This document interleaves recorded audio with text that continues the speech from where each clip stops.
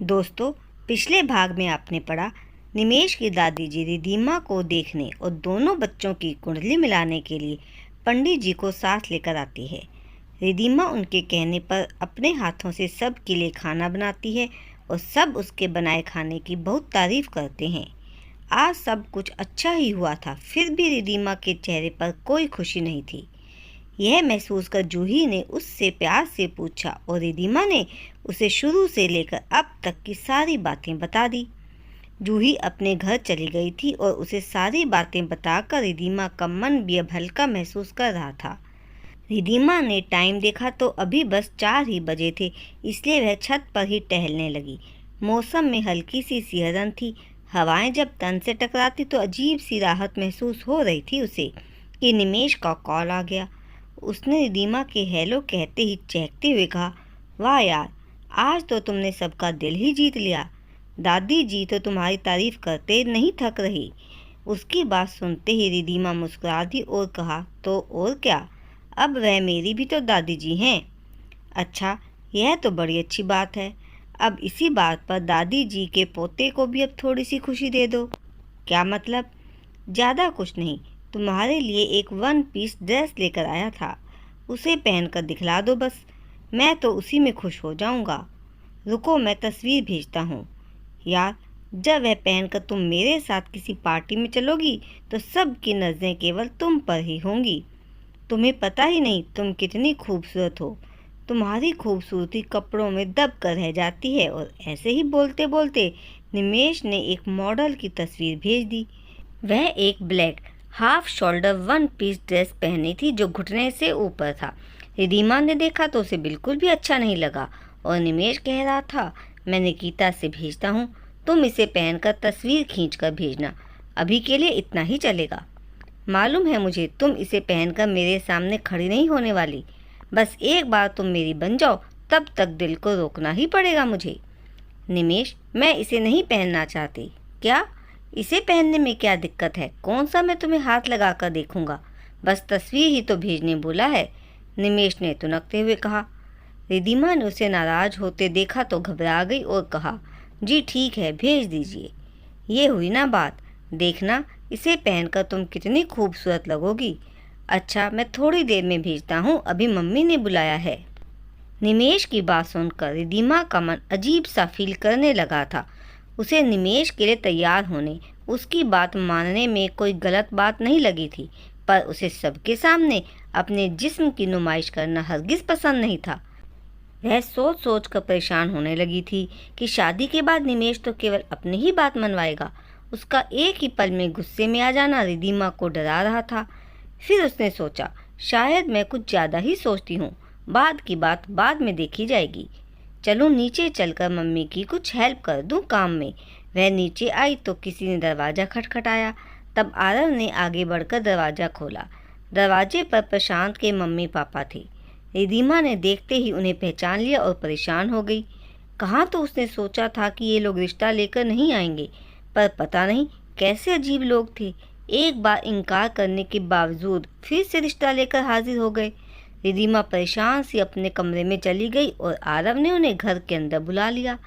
क्योंकि आज रिधिमा के पिता घर पर ही थे, इसलिए उसने उन्हें बुलाकर अपने पापा को आवाज़ दी।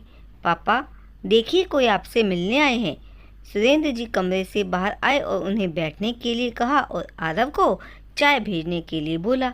फिर प्रशांत के पापा से मुखातिब हुए, पूछा, आप किस लिए आए हैं? जी, मेरा एक ही बेटा है, आपकी बेटी हमारे घर में खुश रहेगी, विश्वास कीजिए। जी, मैं आपकी बात समझ रहा हूँ, आपकी बात से इत्तेफाक रखता हूँ मैं, पर आप भी तो समझिए, मेरी बेटी का रिश्ता तय हो चुका है। देखिए, आप एक बार अपनी बेटी से भी तो पूछिए। मुझे अपनी बेटी पर पूरा भरोसा है, वह वहीं शादी करेगी जहाँ मैं कहूँगा। जी, एक बार पूछ लीजिए, हमारी तसल्ली हो जाएगी। हम चलते हैं, आप अपनी बेटी से बात जरूर कीजिएगा और हमें फ़ोन पर बता दीजिएगा। यह कहकर प्रशांत के पिता भूषण जी ने अपना कार्ड बढ़ा दिया, पर जब सुरेंद्र जी ने उसे लेने के लिए हाथ नहीं बढ़ाया तो उन्होंने कार्ड सोफे पर रख दिया और चलने के लिए खड़े हो गए। और जब कोमल जी चाय लेकर आई तो दोनों दरवाजे से बाहर जा रहे थे। उन्होंने पति की ओर सवालिया दृष्टि से देखा। जैसे कि जानना चाहती हो कि कौन लोग आए थे और इतनी जल्दी क्यों चले गए। आप बैठिए, सब बताते हैं आपको। जी, ये वही लोग थे क्या जो कुछ दिन पहले भी रिद्धिमा के लिए रिश्ता लेकर आए थे? जी, सही पहचाना आपने, वही लोग थे। पता नहीं क्यों हमारी बेटी से रिश्ता करना चाहते हैं अपने बेटे का। देखने से तो अमीर मालूम होते हैं, फिर क्या वजह होगी? कोमल जी ने सोचते हुए कहा। अरे, बड़े लोगों के बड़े कारनामे होते हैं। उनके बेटे के बारे में मालूम किया है, शादी के 3 महीने बाद ही अपनी पत्नी को तलाक दे दिया था और अब हमारी बेटी से शादी करना चाहता है। ऐसे लड़के से अपनी बेटी की शादी करने से अच्छा है कि किसी गरीब घर में ब्याह दूँ। और क्या, ऐसे इंसान का क्या भरोसा। आपने बिल्कुल सही किया जो इनकार कर दिया। रिद्धिमा कमरे के बाहर खड़ी होकर अपने मम्मी पापा की बातें सुन रही थी। तभी उसके मोबाइल पर प्रशांत का कॉल आ गया। उसने जल्दी से मोबाइल साइलेंट मोड पर किया और अपने कमरे में चली गई और दरवाज़ा बंद करके फ़ोन उठाया। और फ़ोन उठाते ही प्रशांत की आवाज़ आई। रिद्धिमा जी, इस बार इनकार नहीं होना चाहिए, वरना जो कुछ होगा उसकी जिम्मेदारी मेरी नहीं होगी। इतना बोलकर प्रशांत ने फ़ोन कट कर दिया और रिद्धिमा के हाथ पांव कांपने लगे। उधर सुरेंद्र जी ने कोमल जी को पूरी बात बताई और कहा, कितने अजीब लोग हैं। मुझसे कह रहे थे कि अपनी बेटी से पूछो कि वह उनके बेटे से शादी करना चाहती है। अब बताओ, क्या मैं अपनी बेटी को नहीं जानता जो मैं किसी अनजान के कहने से अपनी बेटी से सवाल करूँगा? जाने दीजिए, होते हैं दुनिया में ऐसे लोग भी। अब इन बातों को छोड़िए जी, हमें बेटी की सगाई की तैयारी पर ध्यान देना चाहिए। मम्मी पापा, मुझे आपसे कुछ बात करनी है, रिद्धिमा ने अंदर आते हुए कहा। हाँ बेटा, कहो क्या बात है। मैं निमेश से शादी नहीं करना चाहती, आप उन्हें हाँ कर दीजिए जो अभी थोड़ी देर पहले आपसे मिलने आए थे अपने बेटे का रिश्ता लेकर। क्या तुम्हारा दिमाग तो ठीक है? पता भी है क्या बोल रही हो? कोमल जी बेटी की बात सुनकर बिफर कर बोली। हाँ माँ, मैं सब कुछ सोच कर बोल रही हूँ, बस आप मेरी बात मान लीजिए और उन्हें हाँ में जवाब दे दीजिए। तो दोस्तों, सुरेंद्र जी और कोमल जी अब क्या करेंगे, जानने के लिए अगला भाग जरूर पढ़िएगा और मेरे चैनल को सब्सक्राइब जरूर कीजिएगा। धन्यवाद।